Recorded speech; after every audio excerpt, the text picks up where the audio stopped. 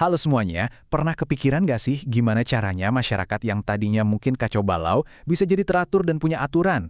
Nah, kali ini kita akan telusuri perjalanan luar biasa itu. Dari konsep kekuasaan mentah sampai akhirnya menuju keadilan. Pemandu kita ada dua, yaitu konsep negara dan konstitusi yang jadi pondasi hidup kita semua di Indonesia. Langsung aja kita mulai ya. Coba deh bayangin sejenak, dunia tanpa aturan sama sekali. Nggak ada polisi, nggak ada lampu merah, nggak ada pemerintah, setiap orang benar-benar bebas mau ngapain aja. Kedengarannya kayak surga kebebasan ya? Atau justru jadi mimpi buruk yang isinya kekacauan total? Nah, pertanyaan ini nih yang jadi titik awal pembahasan kita. Untuk menjawab pertanyaan tadi, kita perlu mundur dikit ke pertanyaan yang paling dasar. Kenapa sih kita butuh yang namanya negara? Untungnya, ada seorang filsuf hebat, namanya Thomas Hobbes, yang udah mikirin ini dalam banget. Menurut Hobbes, tanpa negara, kita itu bakal hidup dalam kondisi alamiah di mana manusia itu jadi serigala bagi sesamanya. Serem ya? Hasilnya? Yaitu tadi, perang semua melawan semua. Nah, supaya kita bisa selamat dari kekacauan ini, kita bareng-bareng bikin sebuah kesepakatan, semacam kontrak sosial gitu. Kita rela menyerahkan sedikit kebebasan kita kepada satu kekuatan besar yang disebut negara. Atau Hobbes menyebutnya Leviathan. Dan sebagai gantinya, kita dapat jaminan keamanan dan ketertiban. Adil kan? Oke, jadi kita semua setuju nih kalau kita butuh negara. Pertanyaan selanjutnya, apa sih yang bikin sesuatu itu bisa disebut sebagai negara? Ternyata ada 4 pilar utama yang harus terpenuhi. Yuk kita bedah satu persatu. Jadi, sebuah negara yang berdaulat itu harus berdiri di atas 4 pilar ini. Pertama, tentu harus ada rakyat. Kedua, harus ada wilayah dengan batas yang jelas. Ketiga, harus ada pemerintah yang berdaulat yang punya kekuasaan. Dan yang keempat, ini juga penting, harus ada pengakuan dari negara-negara lain. Kalau salah satu aja goyah, wah, pondasi negaranya bisa ikut goyah juga. Sekarang kita bahas pilar pertama dulu ya, yaitu rakyat. Nah, ini ternyata nggak sesimpel kedengarannya loh. Rakyat itu bisa dibagi jadi penduduk, yaitu orang yang tinggal di negara itu, yang isinya ada warga negara dan ada juga orang asing, dan ada juga yang statusnya bukan penduduk. Intinya, setiap negara itu punya aturan yang jelas buat mendefinisikan siapa saja yang jadi bagian dari komunitasnya. Nah, setelah negara terbentuk dengan pilar-pilarnya, negara ini memegang sebuah kekuatan yang luar biasa besar. Kekuatan ini tujuannya buat menjaga ketertiban. Sifatnya pun unik banget, beda dari kekuatan lainnya. Mari kita lihat 3 sifat utamanya.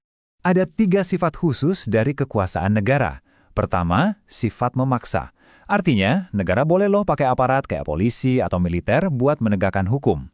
Kedua, sifat monopoli. Maksudnya, negara punya hak untuk menguasai hal-hal yang vital demi kepentingan kita semua. Dan yang ketiga, sifat mencakup semua.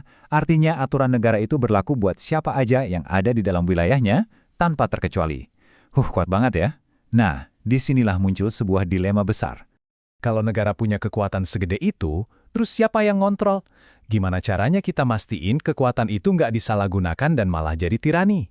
Nah, disinilah pahlawan kita muncul, konstitusi.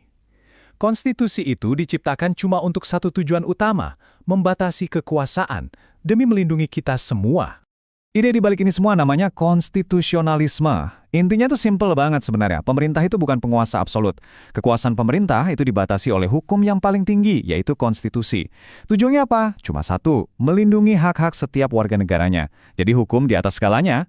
Dan kalau kita bicara konteks Indonesia, konstitusi kita adalah dokumen yang jadi jantung dan jiwanya bangsa ini. Apa itu? Tentu saja, Undang-Undang Dasar 1945.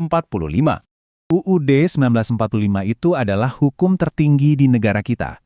Coba bayangin piramida hukum, nah UUD 1945 ini ada di puncaknya. Artinya, semua hukum dan peraturan yang ada di bawahnya nggak boleh ada satu pun yang bertentangan dengannya. Terus, siapa pengawalnya? Ada Mahkamah Konstitusi yang tugasnya memastikan semua undang-undang itu patuh sama si Raja Hukum ini. Jadi, apa aja sih isi UUD 1944 itu? Wah, isinya itu semacam blueprint atau cetak biru negara kita.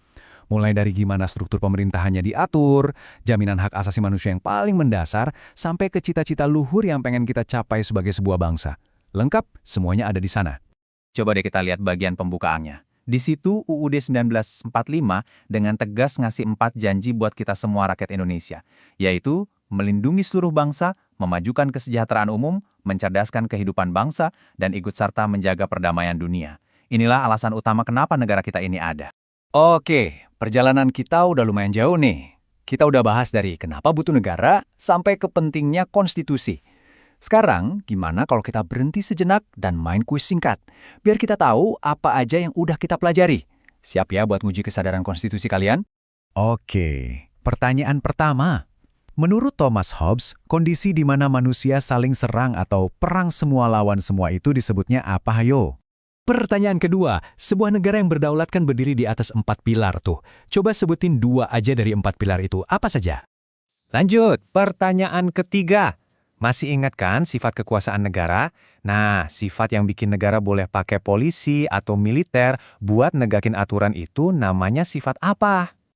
Oke, ini pertanyaan terakhir dan yang paling penting. Apa sih fungsi utama dari konstitusi kalau kita hubungkan dengan kekuasaan pemerintah? Nah, inilah kesimpulan dari semua perjalanan kita hari ini. Kita itu rela menukar kekacauan demi mendapatkan ketertiban. Lalu kita membatasi kekuasaan yang absolut itu demi meraih keadilan. Dan di dalam kerangka ketertiban dan keadilan itulah kita semua sebagai warga negara bisa menjalankan hak dan kewajiban kita untuk mencapai kesejahteraan. Semuanya itu saling nyambung. Memahami semua ini tuh bukan sekedar buat nambah pengetahuan umum loh. Ini adalah kunci buat kita untuk jadi lebih dari sekedar penduduk. Ini yang bikin kita jadi warga negara yang sadar akan hak kita, kewajiban kita, dan juga masa depan bangsa kita.